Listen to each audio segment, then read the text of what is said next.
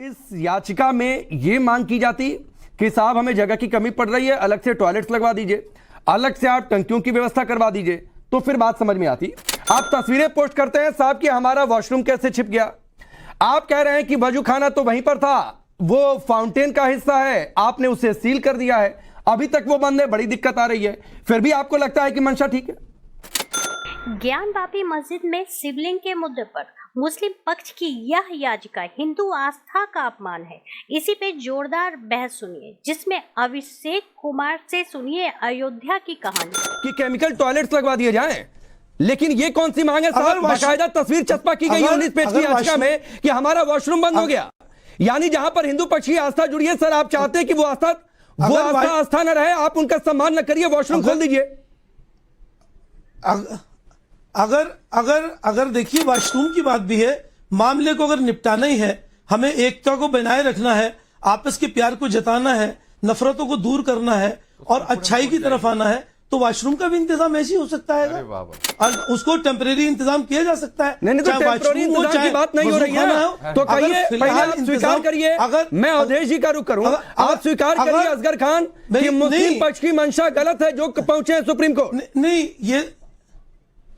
ये ना गलत नहीं है, कुछ भी नहीं है। क्यों नहीं गलत नहीं है? अगर नमाज नहीं है इजाजत है, अगर कोर्ट की तरफ से नमाज, एक तो आप 14 दिन बाद अगर नमाज की इजाजत है, अगर नमाज की इजाजत है तो जितना नमाज मेला होता है तो पता है कितने लोग सुनिए साहब, जितना नमाज जरूरी रोजा है, रमजान का महीना, कितने लोग नमाजी पहुंच सकते हैं, एक आइडिया होगा वहां पर इंतजामिया कमेटी को। तो पहले सुप्रीम कोर्ट पहुंचना चाहिए था। अब 14 तारीख को सुनवाई, 14 तारीख को कोई तस्वीर साफ होगी नहीं होगी, कोई अगली डेट मिल जाएगी, 22 तारीख को रोजा समाप्त, रमजान ये जो है, मैं इसको आपको अयोध्या की ओर ले जाना चाहूंगा। देखिए अयोध्या मामला को इसी प्रकार से कुछ लोगों ने सुलझाया था। बहुत सामान्य मामला था, हिंदू पक्ष लड़ रहा था, मुसलमानों की ओर से तो एक हासिम अंसारी साहब जाते थे वहां लड़ने। लंबे समय तक हम अयोध्या वहां के सिविल न्यायालय में वो जाते थे, एक स्वामी जी जाते थे, बाकी किसी का इंटरेस्ट नहीं था। लेकिन 1986 में ऐसे ही लोगों ने बाबरी मस्जिद एक्शन कमेटी का गठन किया, सैयद शहाबुद्दीन थे, उसके बाद एक से एक लोग उसमें खड़े हो गए, उसको इतना बड़ा इशू बनाया। सुन लीजिए, अरे हम लोग उस समय से सब चीज जानते, उसको बहुत बड़ा इशू बनाया गया और पूरे देश में मुसलमानों के अंदर एक गलतफहमी पैदा की गई और पता नहीं क्या क्या हुआ, उसके बाद दंगे तक हो गए। लेकिन सुप्रीम कोर्ट में जब ये गए, सुप्रीम कोर्ट ने इनको, अरे सुनिए, सुप्रीम कोर्ट में एक मामला गया, सब कुछ तो आप लोग, सुनिए कि मस्जिद हमारा अधिकार है, इस्लाम का पक्ष है।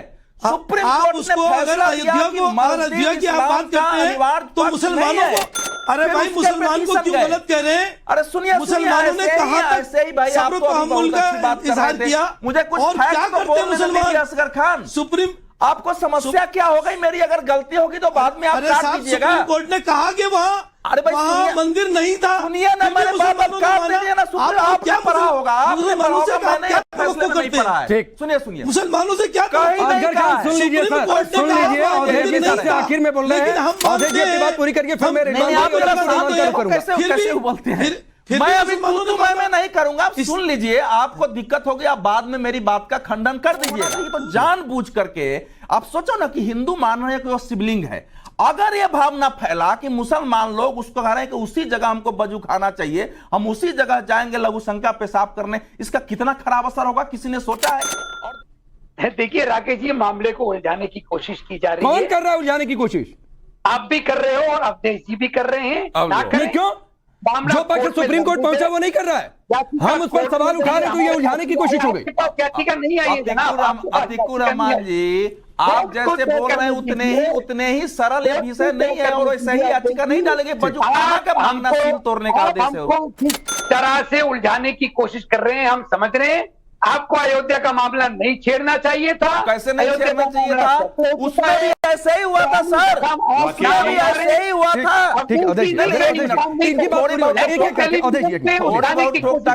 लंबा थोड़े बोलूंगा। टेलीविजन पे उठाने की कोशिश ना करें। आपकी इम्पोर्टेंट है, हिंदू मुस्लिम एकता जिंदाबाद से बड़ा कोई नारा नहीं है आज की तारीख में। अरे तो इसकी ठेकेदारी सिर्फ एक पक्ष के पास है क्या? अतिकुर रहमान, कोर्ट में इसकी ठेकेदारी सिर्फ एक पक्ष के पास है। रिजवान भाई, मुस्लिम पक्ष की मंशा ठीक है कि नहीं? आतिकुर रहमान साहब कह रहे हैं बिल्कुल ठीक है साहब, बावजूद इसके कि वो तस्वीर चस्पा कर रहे हैं और बार बार इस बात की दुहाई कि आपने तो बंद कर दिया साहब, हमें वजू करने में दिक्कत हो रही है। एक लाइन में ये मांग की जाती है जो आपने कहा जी। अभी भी भाई, अभी मेरे एक मित्र ने मुझे पैरा 4 भेजा है इस पिटीशन का। भाई वो अतीकुर रहमान साहब को भेज दीजिएगा। अतीक भाई इसमें और असगर भाई, आप इनकी मंशा देखिए, आपको समझ में आ जाएगी। पैरा 4 में ये लिख रहे हैं कि जो एक वजू खाना था, पर वो वजू खाना वहां पर फाउंटेन था जिसको सील कर दिया गया है। भाई ये तुमको लिखने की क्या जरूरत है? पहली चीज तुम सीधे ये लिखो, अगर तुम उसे महादेव या शिवलिंग नहीं बोल सकते, तुम लिखो disputed place has been sealed. आप उसे क्यों फाउंटेन लिख रहे हैं? उसके बाद आप पैरा नंबर 4 में साफ लिख रहे हैं कि उससे बिल्कुल मिला हुआ वॉशरूम है, यानी टॉयलेट है, और हमें टॉयलेट में जाने की परमिशन नहीं मिल रही है। यह क्या लिखने की बात है कि अगर वहां पर, मैं कहता हूं अगर यह साबित हो गया वो महादेव है, शिवलिंग है, तो क्या आप उस जगह से मिलकर टॉयलेट इस्तेमाल करेंगे क्योंकि वो सील्ड नहीं है? ये क्या बात होती है अतीकुर रहमान? ये कोई भाषा आपसी भाईचारे की होती है या किसी को चुटकी काटने की होती है? सुप्रीम कोर्ट वाराणसी स्थित ज्ञान पापी मस्जिद परिषद में रमजान के महीने में वजू करने की अनुमति देने की गुजारिश करने वाली अंजुमन इत्ते जामिया मस्जिद समिति की याचिका पर 14 अप्रैल को सुनवाई करने के लिए सोमवार को तैयार हो गया है। अंजुमन इत्ते जामिया मस्जिद समिति ने रमजान में ज्ञान बापी मस्जिद परिषद में वजू करने की अनुमति मांगी है।